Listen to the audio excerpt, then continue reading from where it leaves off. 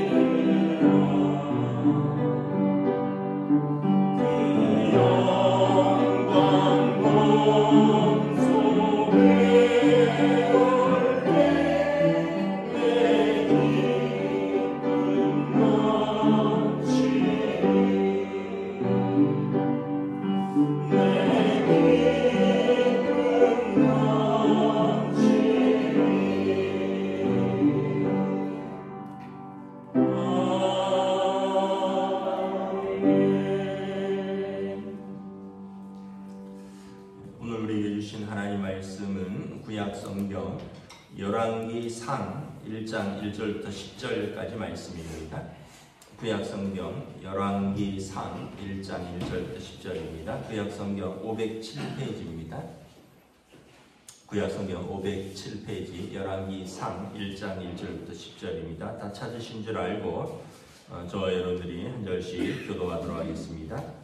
다윗 왕이 나이가 많아 늙으니 이불을 덮어도 따뜻하지 아니한지라 그의 신동들이 왕께하되 우리 주 왕을 위하여 젊은 처녀 하나를 구하여 그로 왕을 받들어 모시게 하고 왕의 품에 누워 우리 주 왕으로 따뜻하시게 하리이다 하고 이스라엘 사방 영토 내 아리따운 처녀를 구하던 중 수넴 여자 아비삭을 얻어 왕께 데려왔으니 이 처녀는 심히 아름다워 그가 왕을 받들어 시중 들었으나 왕이 잠자리는 같이 하지 아니하였더라.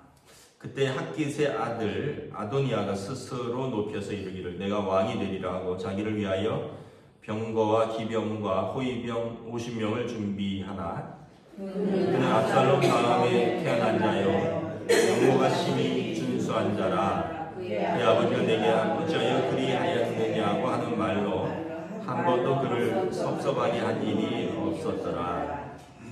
아도니아가 수리야의 아들 요압과 제사장 아비아달과 모의하니 그들이 따르고 도우나 제사장 사독과 여호야다의 아들 브나야의 선지자 나단과 시므이와 레위 다윗의 용사들은 아도니아와 같이 하지 아니하였더라.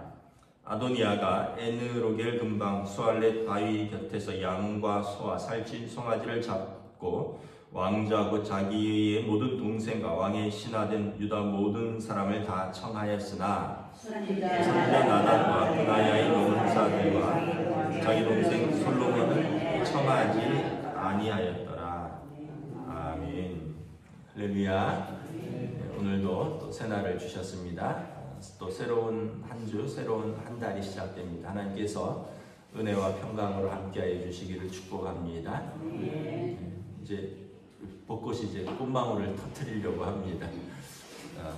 부활의 소망과 또 우리 봄이 찾아오는 아름다움이 같이 있는 이 좋은 계절에 여러분 또 주위도 둘러보시고 또 꽃도 보시고 아름다움을 회복하는 그런 귀한 시간들 되시길 바랍니다. 열왕기상은 이제 우리로 말하면 조선 왕조 실록 같은 거죠. 역대기 상하가 있고 열왕기 상하가 있습니다.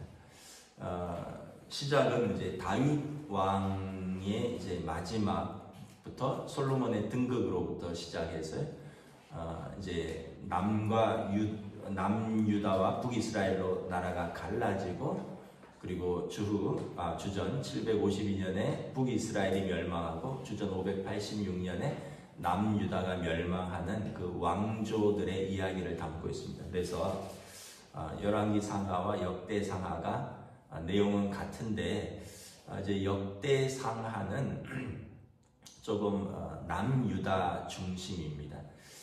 포로기 이후에 쓰여진 것이 역대 상하로 보고 있습니다. 역대기 이제 영어로 크로니클스 역사들을 순서대로 배열했는데 이 역대 상하는 이제 바벨론 포로 이후에 구성이 되면서 남유다의 중심 하나님께서 원하셨던 다윗의 왕조를 중심으로 구성하고 있고요. 열왕기 상하는 이제 포로기 이전의 그 역사이기 때문에 물론 이제 포로기까지 다루지만 이 골고루 남과 북의 역사를 골고루 다루고 있습니다. 그래서 열왕기 상하, 역대 상하는 우리로 말하면 조선 왕조 실록 같은 그런 역사를 다루고 있지만 이제 편집 시기에 따라 관점은 조금 다르다. 남유다 중심의 역대 상하가 있고 남유다와 북이스라엘을 같이 다룬 열왕기 상하가 있다. 1절에 보면 다윗 왕이 나이가 많아 늙으니 이불을 덮어도 따뜻하지 아니한지라. 이 다윗 왕이 이제 나이가 많이 들어서 이제 늙었습니다. 여기서 보면 이불을 덮어도 따뜻하지 아니한지라. 저는 아직 그 정도 나이까지는 안 돼봐서 잘 모르겠는데 모르겠습니다. 우리 어른들 이불을 덮어도 따뜻하지 아니한가요? 근데 이제 상징적으로 그만큼 나이가 많이 들었고 기력이 쇠했고 몸의 체온이 떨어졌다는 거죠. 제가 어떤 기사를 읽었는데 몸의 체온이 우리가 36.5도인가요? 그래서 그 체온을 잘 유지하는 게 중요하다. 몸의 체온을 일정하게 잘 유지해야지 암도 예방한다고 제가 그런 기사를 읽었습니다. 그래서 젊었을 때는 몸이 뜨거워서 막 차가운 물, 얼음 음료수 막 마시잖아요. 근데 연세가 들면 이제 차가운 게 들어가면 소화도 안 되고 몸 온도도 낮추기 때문에 연세가 드시면 미지근한 물, 따뜻한 것 드시라, 이런 기사를 제가 봤습니다. 그래서 몸의 온도를 잘 유지해야지 암도 예방한다. 아마 다윗 왕은 이제 그 혈액순환이 잘 안 되는 것이겠죠. 그러니까 이제 이불을 덮어도 따뜻하지 아니한지라. 좀 슬픈 현실이다. 다윗 왕이 얼마나 용맹한 용사였습니까? 젊었을 때는 골리앗을 쓰러뜨렸고, 한참 젊을 때는 뭐 굴에서도 자고 산에서도 자고 그랬던 분이 이제는 나이가 들어서 나이가 많아서 이불을 덮어도 따뜻하지 아니한지라. 한편 인간의 그 연약함, 우리의 어떤 또 생로병사를 잘 보여주는 이것을 볼 수가 있습니다. 2절에 보면 신하들이 다윗 왕을 사랑했습니다. 다윗 왕조가 40년간 갔는데 다윗 왕 시대가 가장 전성기입니다. 물론 솔로몬도 그렇지만 솔로몬은 이제 이후에 나라가 어지러워졌고 다윗 왕 때 아주 나라가 견고하게 섰습니다. 부강했고 강하고 부유했고 하나님이 함께 하시는 그런 나라이기 때문에 신하들이 다윗 왕을 매우 사랑했습니다. 2절에 보면 시종들이 왕께 아뢰되 우리 주 왕을 위하여 젊은 처녀 하나를 구하고 그를 왕을 받들어 모시게 하자. 그 왕의 품에 누워 왕을 따뜻하게 하자. 그래서 젊은 처녀 아비삭을 구했는데 이 아비삭은 이제 후궁이 되는 거죠. 그런데 4절에 보면 뭐 잠자리를 같이 하는 그런 목적의 젊은 여자를 구한 것은 아니고 2절에 보면 왕을 좀 온기를 따뜻하게, 왕의 몸을 따뜻하게 하는 그런 아마 어떤 목적으로 젊은 여인을 들였던 것 같아요. 그래서 저도 가끔 우리 애들 이렇게 이제 장난으로 이렇게 낮잠 같은 거 자고 있을 때 또 꼭 껴안고 있으면 애들이 아빠 더워, 아빠 더워. 얘들은 덥고 저는 애들 이렇게 꼭 껴안고 있으면 좋고. 아마 어쩌면 이런 그 이제 신하들의 다윗 왕을 사랑하는 마음으로 아비삭을 구했던 것 같습니다. 근데 사실 이것보다는 이제 나이 들음을 받아들이고 후계 준비를 하는 것이 옳죠. 지금 후계 준비를 제대로 하지 않아서 이제 또 왕자의 난이 일어납니다.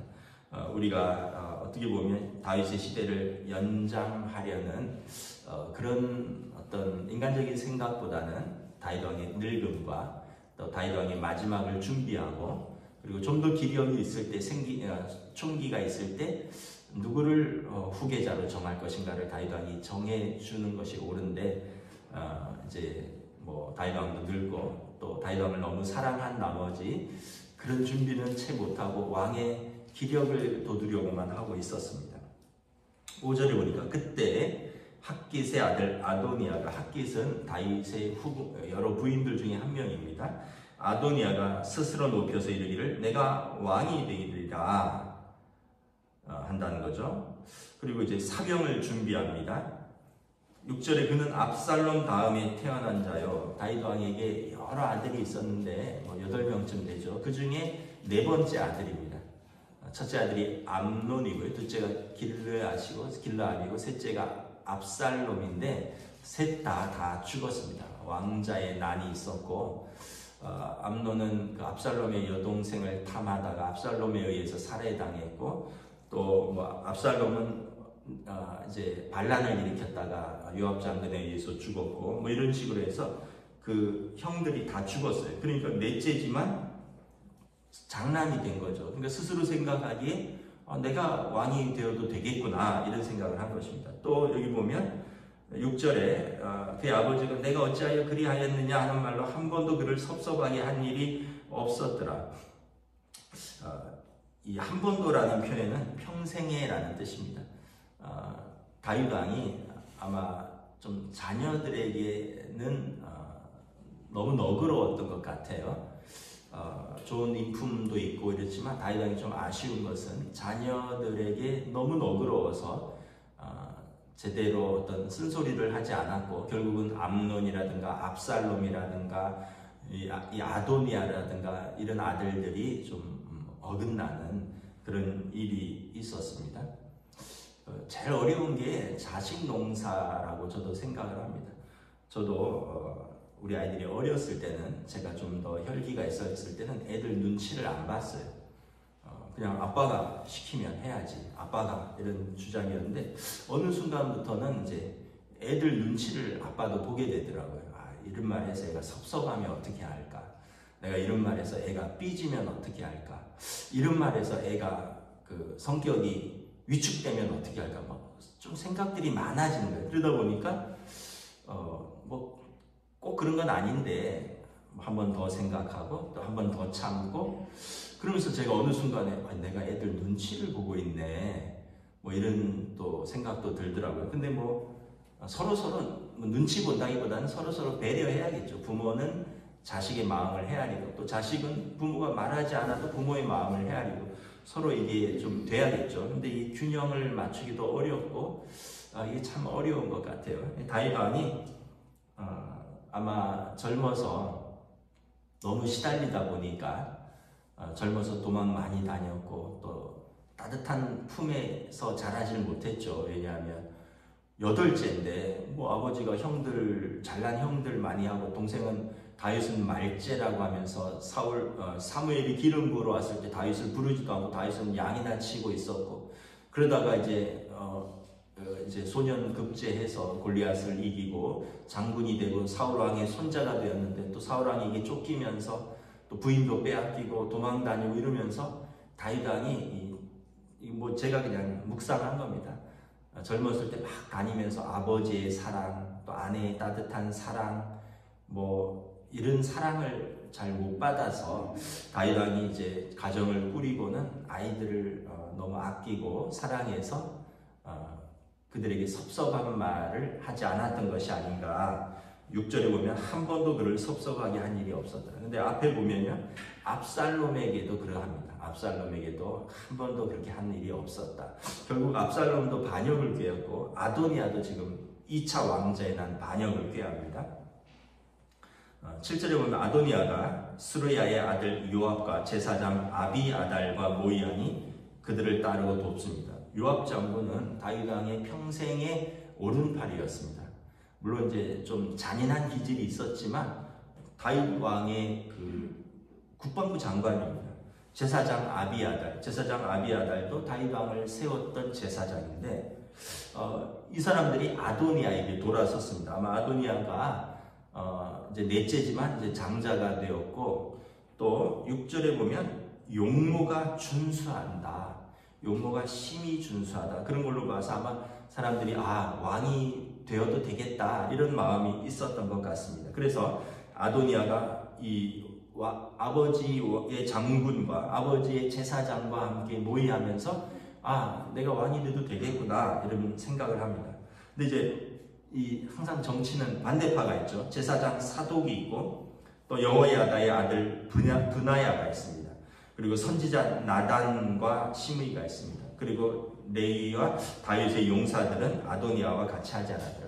반대파가 있었는데 여기서 제사장 사독이 나왔는데 이제 제사장 아비아달이 이제 정권을 못 잡고 몰락하고 제사장 사독이 이제 제사장이 됩니다. 여기서 나온 파가 사두개파입니다. 제사장 사독의 후예들이 우리가 신약 성경에 나오는 사두개파가 되는 것입니다. 그들은 제사장의 후예입니다. 그러면서 이제 정치적으로 두 파가 이렇게 나뉘었는데 이 아마 중심에는 나단이 있었던 것 같습니다. 선지자 나단 8절에 선지자 나단은 어떤 사람이냐면 다윗 왕이 밧세바와 불륜으로 인해서 이제 아이를 낳았을 때 하나님의 이름으로 가서 다윗 왕을 책망한 선지자입니다. 그래서 다윗 왕이 회개하고 또 그 죄의 결과로 그 밧세바의 첫 아들은 죽고요. 둘째 아들이 태어나는데 이 아들이 솔로몬입니다. 그때 하나님께서 솔로몬을 왕으로 세우시겠다고 나단 선지자를 통해서 하나님이 신탁을 주셨습니다. 그래서 나단 선지자는 이것을 기억을 하고 있었습니다. 그래서 나단은 아도니아의 편에 서지 않았습니다. 9절에 보면 아도니아가 이제 자기 이제 잔치를 벌입니다. 양과 소와 살찐 송아지를 잡고 동생들 왕자들을 다 부르고 또 자기 편에 있는 신하들 장군들을 다 부르는데 누구를 부르지 않느냐? 선지자 나단과 브나야와 그리고 다윗 자기 편에 서지 않는 용사들과 솔로몬은 청하지 않습니다. 이게 상징하는 것이 솔로몬과 나단과 이제 그 반대편에 정치적 세력이 있다는 것을 알 수가 있죠. 결국 이제 나단이 다윗 왕이 이제 내일 본문인데 고하여 이 아도니아의 2차 왕자의 난을 이제 무산시키고 솔로몬을 왕으로 세우는 그 일을 하게 되는 것입니다. 우리가 여기서 깨닫는 것은 또 뭐냐 하면 한 나라의 왕은 어떤 형제 서열로 되는 게 아니라는 거예요. 또 외모로 되는 것도 아니라는 거예요. 용모가 준수하다고. 압살롬도 용모가 너무 준수했죠. 그는 다른 사람들보다 머리 하나가 더 크다고 했습니다. 여러분 잘생기고 멋진 사람이 지도자가 되면 더 좋겠죠. 여러분 객관적으로 한번 생각을 해보세요. 유치원 아이들도 딱 가면 젊고 예쁜 여자 선생님 좋아한대요.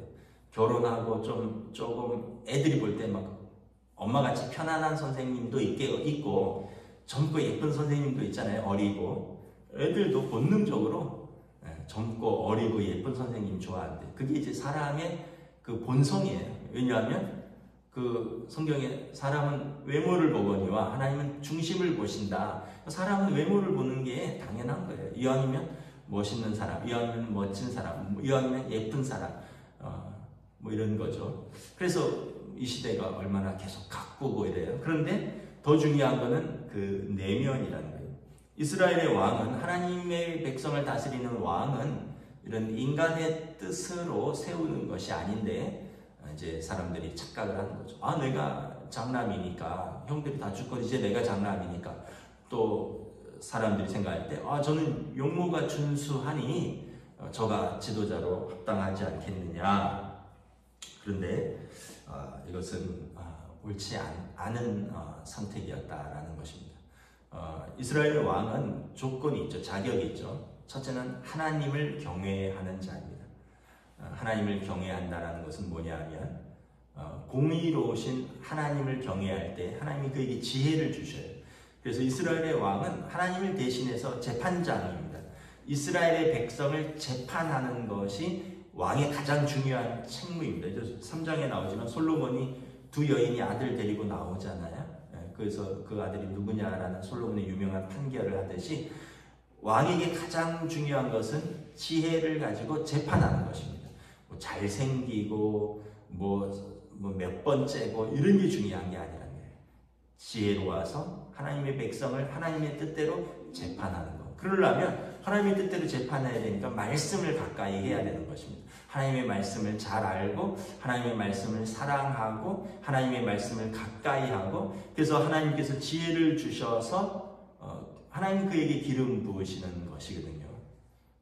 그래서 이 아도니아는 그런 사람이 아니었다. 나중에 아도니아가 솔로몬에 의해서 제압당하고 난 후에 뭐라고 하냐면 그래도 내가 양보하지 않았느냐. 내가 형이니까 나한테 하나만 소원을 주라. 뭐냐 했더니 아비삭을 달라고 이야기를 합니다. 아버지 노년에 아버지 몸을 데우려고 얻은 후궁. 근데 후궁이지만 젊고 자기보다 훨씬 어리겠지만 그리고 왕이 잠자리를 하지 않았지만 어머니잖아요. 후궁이지만. 근데 아도니아가 왕이는 물 건너갔으니까 아비삭이 예쁘니 아비삭이나 나에게 달라 그래요. 그러니까 이 아도니아는 그 도의도 모르고 예의도 없고 또 정욕적인 사람이라는 걸 아시죠? 나중에 솔로몬이 그를 처단합니다. 그래서 우리가 다시 한번 깨닫습니다. 뭐 여러 가지를 생각을 하죠. 오늘 말씀을 통해서 위대한 왕도 하나님 앞에 갈 때가 온다.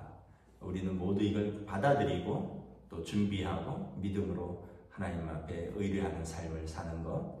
그리고 이스라엘의 왕은 인간적인 지도자가 아니라 하나님을 경외하는 사람을 세워야 한다.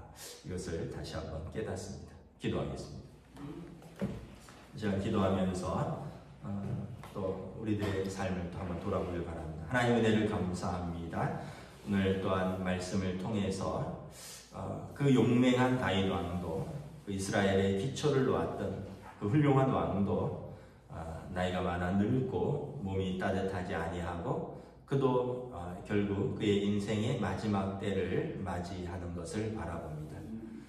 또한 이스라엘은 왕의 기력을 회복하는 것에 집중할 것이 아니라 하나님 뜻에 합당한 지도자를 세우는 것에 그들이 마지막으로 힘을 써야 하지만 다윗 왕과 그 신하들이 준비하지 못하는 사이에 또 반역이 일어나고 또 왕자들의 난이 일어나고 또 형제가 형제를 죽이는 그런 결과들 또 그런 어려움을 겪는 것을 바라보면서 우리의 가정도 그렇고 우리의 인생도 그렇고 우리의 나라도 그렇고 하나님께서 통치하시는 것을 우리가 인정할 때 우리가 올바른 지혜와 올바른 질서 속에서 건강하게 우리 가정과 또 우리 나라와 우리 공동체가 세워진다는 것을 깨닫습니다.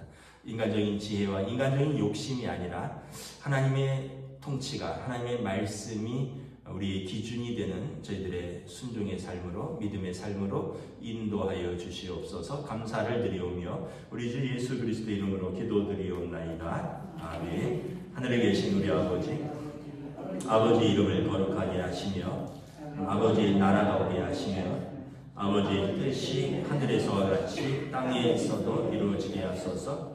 오늘 우리에게 일용할 양식을 주시고 우리가 우리에게 잘못한 사람을 용서하여 준 것 같이 우리 죄를 용서하여 주시고 우리를 시험에 빠지지 않게 하시고 악에서 구하소서. 나라와 권능과 영광이 영원히 아버지의 것입니다.